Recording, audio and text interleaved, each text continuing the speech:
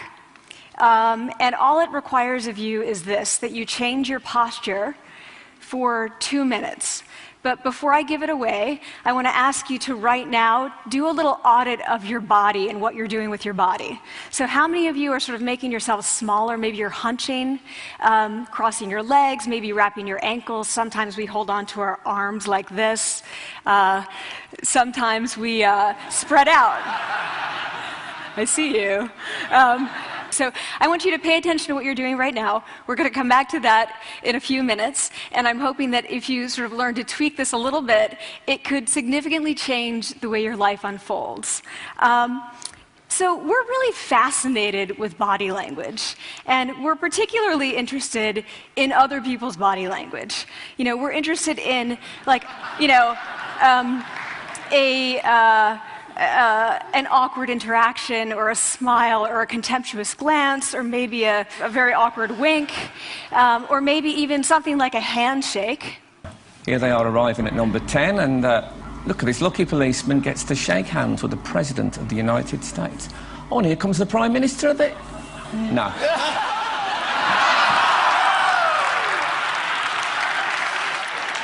So a handshake, or the lack of a handshake, can have us talking for weeks and weeks and weeks, even the BBC and the New York Times. So obviously, when we think about nonverbal behavior or body language, but we call it nonverbals as social scientists, it's language. So we think about communication. When we think about communication, we think about interactions. So what is your body language communicating to me? What's mine communicating to you? And there's a lot of reason to believe that this is a valid way to look at this. So social scientists have spent a lot of time looking at the effects of our body language or other people's body language on judgments. And we make sweeping judgments and inferences from body language.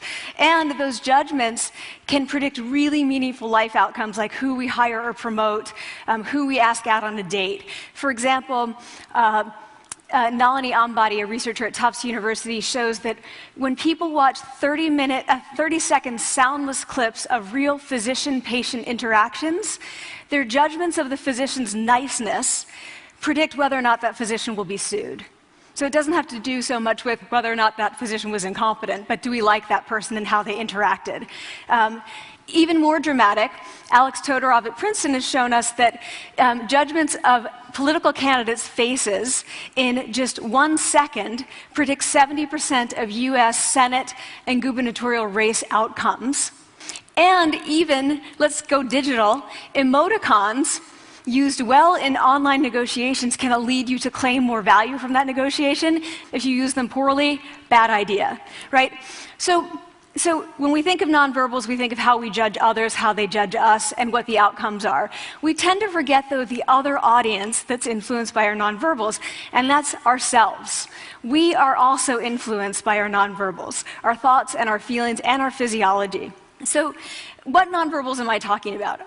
I'm a social psychologist, I study prejudice, and I teach at a competitive business school. So it was inevitable that I would become interested in power dynamics. I became especially interested in nonverbal expressions of power and dominance. And what are nonverbal expressions of power and dominance? Well, this is what they are. So in the animal kingdom, they are about expanding. So you make yourself big, you stretch out, you take up space, you're basically opening up. It's about opening up. And this is true across the animal kingdom. It's not just limited to primates, and humans do the same thing. So they do this both when they have power sort of chronically, and also when they're feeling powerful in the moment. And this one is especially interesting because it really shows us how universal and old these expressions of power are. This expression, which is known as pride, Jessica Tracy has studied, she shows that people who are born with sight and people who are congenitally blind do this when they win at a physical competition. So when they cross the finish line and they've won, it doesn't matter if they've never seen anyone do it, they do this. So the arms up in the V, the chin is slightly lifted. What do we do when we feel powerless? We do exactly the opposite. We close up, we wrap ourselves up, we make ourselves small. We don't want to bump into the person next to us. So again, both animals and humans do the same thing. And this is what happens when you put together high and low power. So what we tend to do when it comes to power is that we complement the other's nonverbals. So if someone's being really powerful with us, we tend to make ourselves smaller. We don't mirror them, we do the opposite of them. So I'm watching this behavior in the classroom, and what do I notice? I notice that MBA students really exhibit the full range of power nonverbals. So you have people who are like caricatures of alphas, like really coming into the room. They get right into the middle of the room before class even starts, like they really want to occupy space. When they sit down, they're sort of spread out. They raise their hands like this. You have other people who are virtually collapsing when they come in. As soon as they come in, you see it. You see it on their faces and their bodies, and they sit in their chair and they make themselves tiny, and they go like this when they raise their hand. I noticed a couple things about this. One, you're not going to be surprised. It seems to be related to gender. So women are much more likely to do this kind of thing than men. Women feel chronically less powerful than men, so this is not surprising. But the other thing I noticed is that it also seemed to be related to the extent to which the students were participating and how well they were participating. And this is really important in the MBA classroom because participation counts for half the grade. So business schools have been struggling with this gender grade gap. You get these equally qualified women and men coming in, and then you get these differences in grades, and it seems to be partly attributable to participation. So I started to wonder, okay, so you have these people coming in like this, and they're participating. Is it possible that we could get people to fake it, and would it lead them to participate more? So my main collaborator, Dana Carney, who's at Berkeley, and I really wanted to know, can you fake it till you make it? Like, can you do this just for a little while and actually experience a behavioral outcome that makes you seem more powerful? So we know that our nonverbals govern how other people think and feel about us. There's a lot of evidence, but our question really was, do our nonverbals govern how we think and feel about ourselves? There's some evidence that they do. So, for example, when we smile when we feel happy, but also when we're forced to smile by holding a pen in our teeth like this, it makes us feel happy. So it goes both ways.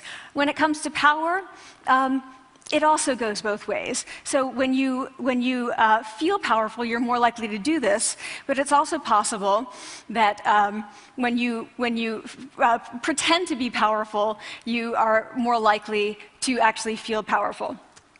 So the second question really was, so we know that our minds change our bodies, but is it also true that our bodies change our minds? And when I say minds, in the case of the powerful, what am I talking about? So I'm talking about thoughts and feelings and the sort of physiological things that make up our thoughts and feelings. And in my case, that's hormones. I look at hormones. So what do the minds of the powerful versus the powerless look like? So powerful people tend to be, not surprisingly, more assertive and more confident, more optimistic. They actually feel that they're going to win even at games of chance. They also tend to be able to think more abstractly. So there are a lot of differences. They take more risks. There are a lot of differences between powerful and powerless people. Physiologically, there also are differences on two key hormones, testosterone, which is the dominance hormone, and cortisol, which is the stress hormone. So what we find is that high-power alpha males in primate hierarchies have high testosterone and low cortisol. And powerful and effective leaders also have high testosterone and low cortisol. So what does that mean? When you think about power, people tended to think only about testosterone because that was about dominance. But really, power is also about how you react to stress.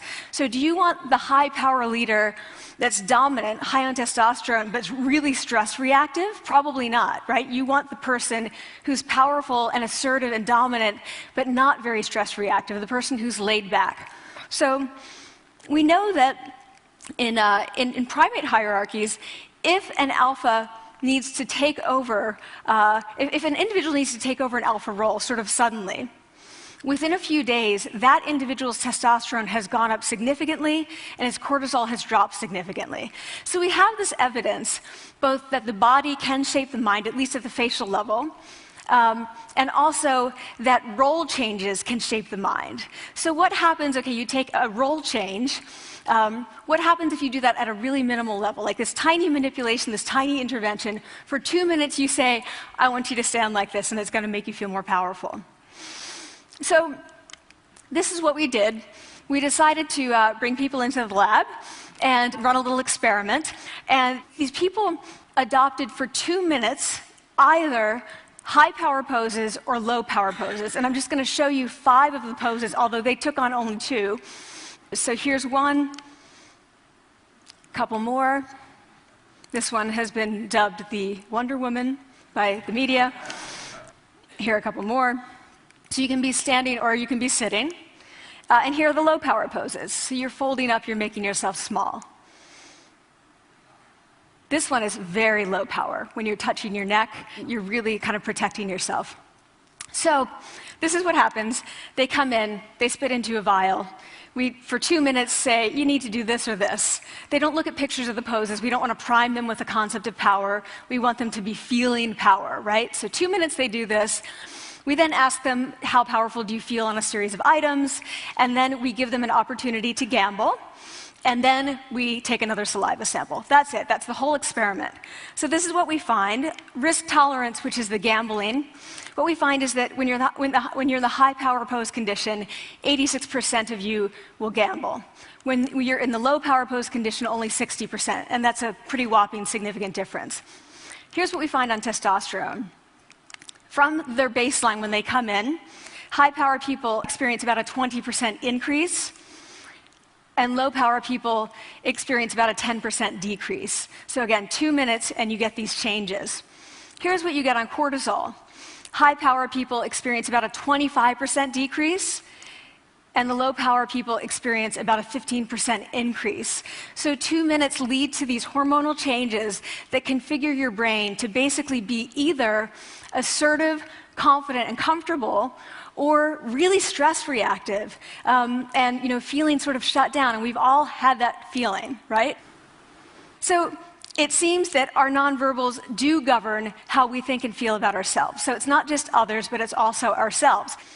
Also, our bodies change our minds. But the next question, of course, is, can power posing for a few minutes really change your life in meaningful ways? So this is in the lab, it's this little task, it's just a couple of minutes. Where can you actually apply this, which we cared about, of course. And so we think it's really what matters, where you want to use this is evaluative situations, like social threat situations. Where are you being evaluated? Either by your friends, like for teenagers, it's at the lunchroom table. It could be, for some people, it's speaking at a school board meeting. It might be giving a pitch, or giving a talk like this, or doing a job interview. We decided that the one that most people could relate to, because most people had been through, was the job interview. So we published these findings, and the media are all over it, and they say, okay, so this is what you do when you go in for the job interview, right? So we were, of course, horrified and said, oh my God, no, that's not what we meant at all, for numerous reasons. No, don't do that. Again, this is not about you talking to other people, it's you talking to yourself. What do you do before you go into a job interview? You do this. Right? You're sitting down, you're looking at your iPhone or your Android, not trying to leave anyone out. You're looking at your notes, you're hunching up, making yourself small, when really what you should be doing maybe is this, like in the bathroom, right? Do that, find 2 minutes. So that's what we want to test, okay? So we bring people into a lab, and they do either high or low power poses again. They go through a very stressful job interview. It's 5 minutes long. They are being recorded, they're being judged also, and the judges are trained to give no nonverbal feedback. So they look like this. Like, imagine this is the person interviewing you. So for 5 minutes, nothing. And this is worse than being heckled. People hate this. It's what Marianne LaFrance calls standing in social quicksand. So this really spikes your cortisol. So this is the job interview we put them through, because we really wanted to see what happened. We then have these coders look at these tapes, 4 of them. They're blind to the hypothesis, they're blind to the conditions. They have no idea who's been posing in what pose. And they end up looking at these sets of tapes and they say, oh, we want to hire these people, all the high power posers. We don't want to hire these people. We also evaluate these people much more positively overall.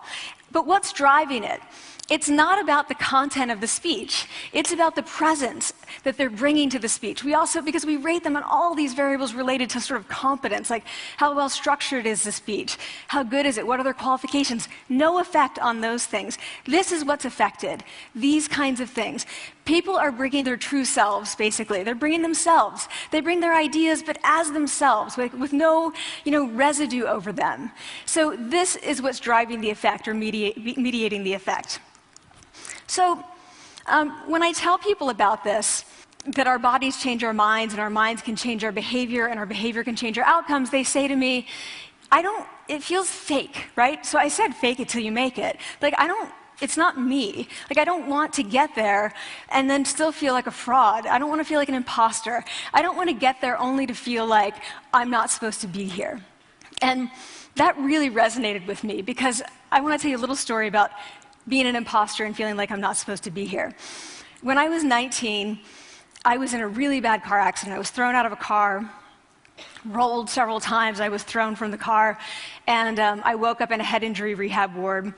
And I had been withdrawn from college, and I learned that my IQ had dropped by 2 standard deviations, which was very traumatic. I knew my IQ because I had identified with being smart, and I had been called gifted as a child. So I'm taken out of college. I keep trying to go back. They say, you're not going to finish college. There are other things for you to do, but that's not going to work out for you. So I really struggled with this, and I have to say, having your identity taken from you, your core identity, and for me it was being smart, having that taken from you, there's nothing that leaves you feeling more powerless than that. So I felt entirely powerless. I worked and worked and worked, and I got lucky and worked and got lucky and worked. Eventually I graduated from college. It took me 4 years longer than my peers. And I convinced someone, my angel advisor, Susan Fisk, to take me on. And so I ended up at Princeton, and I was like, I am not supposed to be here. I am an imposter. And the night before my first year talk, and the first year talk at Princeton is a 20-minute talk to 20 people. That's it. I was so afraid of being found out the next day that I called her and said, I'm quitting. She was like, you are not quitting, because I took a gamble on you and you're staying. You're going to stay, and this is what you're going to do. You're going to fake it. You're going to do every talk that you ever get asked to do. You're just going to do it and do it and do it, even if you're terrified and just paralyzed and having an out-of-body experience until you have this moment where you say, oh my gosh, I'm doing it. I have become this. I am actually doing this. So that's what I did. 5 years in grad school. A few years, I'm at Northwestern. I moved to Harvard. I'm at Harvard. I'm not really thinking about it anymore, but for a long time I had been thinking, not supposed to be here, not supposed to be here. So at the end of my first year at Harvard, a student who had not talked in class the entire semester, who I had said, look, you got to participate or else you're going to fail, came into my office. I really didn't know her at all. And she came in totally defeated, and she said, I'm not supposed to be here.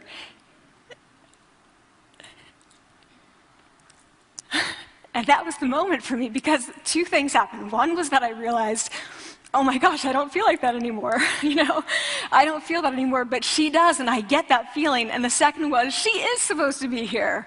She can fake it, she can become it. So he's like, yes, you are. You are supposed to be here, and tomorrow you're going to fake it, you're going to make yourself powerful, and, you're going to...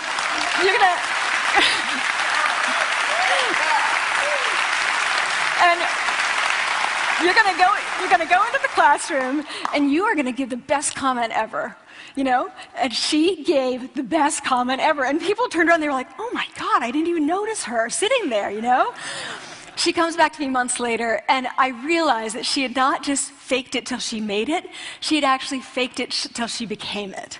So she had changed. And so I want to say to you, don't fake it till you make it. Fake it till you become it. It's not do it enough until you actually become it and internalize.